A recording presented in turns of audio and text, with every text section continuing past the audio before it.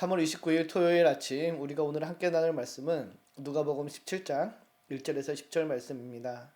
오늘 본문은 예수님의 제자인 우리가 어떻게 주님을 닮아가며 신실한 주의 제자로 살아갈 수 있을지에 대한 가르침입니다.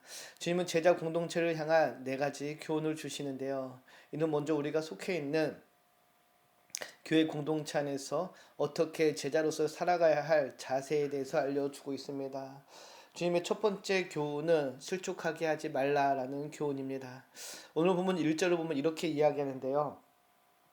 예수께서 제자들에게 이르시되 실족하게 하는 것이 없을 수는 없으나 그렇게 하게 하는 자에게는 화로다라고 말씀하십니다.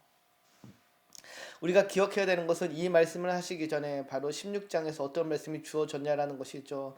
부자와 나사로의 이야기가 있습니다. 부자의 모습에서 바리새인들의 모습을 볼 수 있습니다.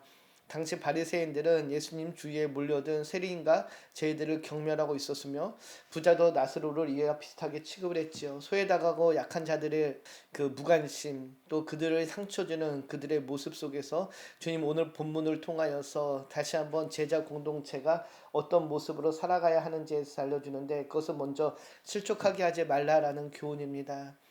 실족하게 하는 것이 없을 수는 없으나 라고 이야기하는데요. 이거는 어쩔 수 없다는 뜻이 아니라 빠지기 쉬운 큰 죄니 더욱 조심하라는 의미를 갖고 있습니다. 제자 공동체인 교회는 실족하게 하는 일이 없도록 조심해야 합니다. 실족이란 단어는 죄를 짓거나 믿음에서 멀어지는 것을 뜻하는데요. 나로 인하여서 다른 사람이 죄를 범하게 되는 원인을 제공하는 모든 행동을 의미합니다. 즉 나를 통하여서 누군가가 죄를 범하게 된다거나 또 넘어지게 되는 그 경우를 경고하고 있는 것인데요. 2절 보면 이렇게 경고합니다. 그가 이 작은 자 중에 하나를 실족하게 할진대 차라리 연자맷들이 그 목에 매어 바다에 던져지는 것이 나으니라. 주님께서 이렇게 과격한 표현을 하신 이유가 무엇일까요? 그만큼 실족하게 하는 것이 한 사람을 파멸시키는 결과로 이끌기 때문일 것입니다. 실족하게 된 사람은 그보다 더한 고통과 아픔을 겪을 수 있고 믿음에서 떠나 멸망의 길로 갈 수 있기에 실족하게 한 사람도 마땅히 그에 따른 심판이 있다라는 것이죠. 우리는 이 세상을 살아가면서 많은 관계를 맺고 삽니다. 그런 관계 속에서 무심코 실수할 수도 있고 말과 행동으로 사람을 걸려 넘어지게 할 수 있습니다. 그러나 주님의 제자 인 우리는 주님의 말씀을 늘 염두에 두고 항상 조심하여서 실족하게 하는 일이 없도록 힘써야 할 것입니다. 그리고 이어지는 두 번째 교훈은 용서하라는 교훈이죠. 주님이 제자 공동체를 향한 두 번째 교훈은 끝까지 용서하라는 것입니다. 3절을 보면 이렇게 이야기합니다. 너희는 스스로 조심하라. 만일 내 형제가 죄를 범하거든 경고하고 회개하거든 용서하라. 여기 형제라는 단어를 새 번역에서는 믿음의 형제로 번역하고 있으며 원어의 의미도 공동체 안에서 형제를 의미합니다. 즉 우리 안에 있는 믿음의 지체가 죄를 범하거나 또는 죄를 지었을 경우 경고하고 이어서 그가 회개하거든 용서하라고 말씀하고 계신 것인데요. 이 경고는 회개를 위한 경고임을 알 수 있습니다. 단순히 지적과 책망이 아니라 그가 잘 돌이키고 죄를 뉘우치고 다시는 그 죄를 범하지 않도록 회개할 수 있도록 우리가 경고해야 된다는 것이죠. 그것은 곧 그가 마음 상하지 않고 잘 동의하고 받아들일 수 있도록 경고해야 된다는 것입니다. 권면해야 된다는 것이죠. 혹 그가 마음이 상하게 되면은 오히려 앞에서 말씀한 것처럼 실족하게 되는 경우가 있기 때문에 우리는 조심스럽게 경고하고 권면할 수 있어야 됩니다. 그러므로 믿음의 공동체에서는 아주 신중하게 그리고 기도를 통한 권면과 경고가 있어야 됩니다. 한 영혼이 하나님 앞에 바로 설 수 있도록 온 마음을 다해 그를 세워야 하는 그 노력이 공동체 안에 있어야 된다는 것이죠. 그러면서 그 용서의 조건과 기준을 다음과 같이 제시해 주는데요. 4절을 보면 이렇게 이야기합니다. 만일 하루에 7번이라도 내게 죄를 짓고 7번 내게 돌아와 내가 회개하노라 하거든 너는 용서하라 하시더라. 용서의 조건과 기준을 제시해 줍니다. 하루에 7번이라도 죄를 짓고 7번 돌아와 용서를 구하면은 용서하라고 하시죠. 우리는 이 정도 되면 그 사람의 진정성을 의심하게 됩니다. 정말 용서를 구하는 것이 맞나? 회개하는 것이 맞나? 의심하게 되죠. 그러나 주님께서는 그 진정성을 의심하지 말고 무조건 용서하라고 말씀하십니다. 솔직히 하루에 7번 반복해서 죄를 짓고 용서를 구하면은 용서하기가 쉽지 않습니다. 솔직히 용서할 마음이 생기지 않는 것이 사실입니다. 그러나 이때 우리는 주님을 볼 수 있어야 됩니다. 주님을 바라봐야 합니다.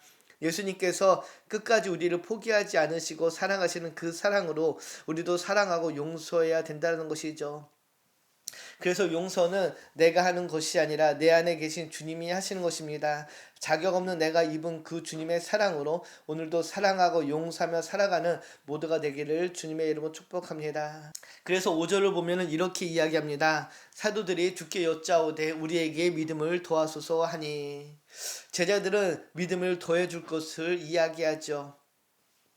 작은 자를 섬기고 지속적인 용서를 감당할 수 있는 믿음, 큰 믿음을 구합니다. 이렇게 믿음을 구하는 제자들에게 주님께서는 참된 믿음이 무엇인지를 알려주시는데요. 참된 믿음이 무엇일까요? 6절에 이렇게 이야기합니다.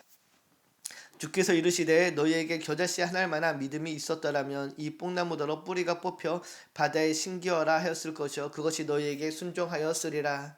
주님께서는 제자들에게 겨자씨 하나의 믿음이 있으며 그 믿음이 작동하게 될 것을 말씀하십니다. 제자들에게 필요한 것은 믿음의 더함, 큰 믿음이 아니라 참된 믿음인 것이죠. 솔직히 믿음에는 크고 작음이 있을 수 없습니다. 겨자씨 하나의 믿음이 있으면 그것이 믿음인 것이죠.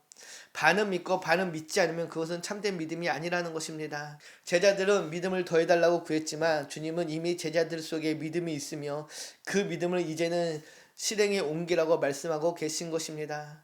믿음은 자기 신념이나 의지가 아닙니다. 신뢰할 만한 대상을 신뢰하고 관계를 맺는 것이 믿음이죠. 우리의 믿음의 분명한 대상은 그래서 바로 예수 그리스도입니다.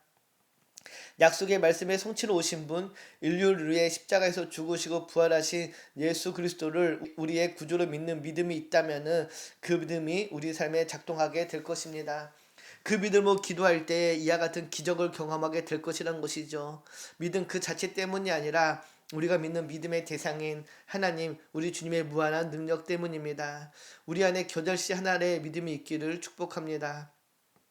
그리고 이어지는 주님의 마지막 교훈은 종의 자세입니다. 무익한 종의 자세에 대해서 말씀해 주시는데요. 7절에서 9절 보면은 주님을 섬기는 종의 비유로 선한 일을 한 제자들이 겸손함을 잃지 말아야 함을 강조하십니다. 우리는 주님의 제자입니다. 또 주님의 친구이죠. 동시에 우리는 주님의 종의 관계에 있음을 잊지 말아야 합니다. 하나님 앞에 종의 모습으로 서야 한다라는 것이죠. 나의 순종이 하나님 앞에 공로가 된다거나 또 나의 순종이 하나님께 보상을 요청할 근거가 된다는 생각을 버려야 한다는 것입니다. 그것이 참된 믿음이 아니라는 것이죠. 당연히 종으로서 우리가 해야 할 일을 했음을 인정하고 기억해야 된다는 것입니다.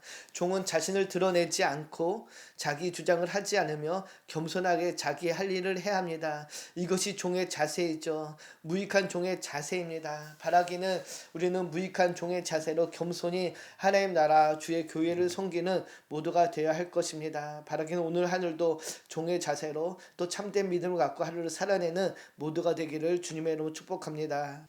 기도합니다. 하나님 아버지, 오늘도 주님의 말씀을 통해 우리에게 말씀해 주심을 감사합니다. 우리 안에 작은 믿음이 있기를 소망합니다. 작은 믿음이 작동할 때에 우리는 섬기고 용서하며 사랑하며 살아갈 수 있게 될 줄 믿습니다. 오늘도 그 믿음으로 하루를 살아가기를 소망합니다. 주님 앞에 겸손한 종의 자세로 우리에게 주어진 사명을 온전히 감당하며 또 주님을 섬기며 주의 나라 주의 교회를 위해 살아가는 복된 하루 되게 하여 주시옵소서. 감사드리며 우리를 권하신 예수님의 이름으로 기도드립니다. 아멘.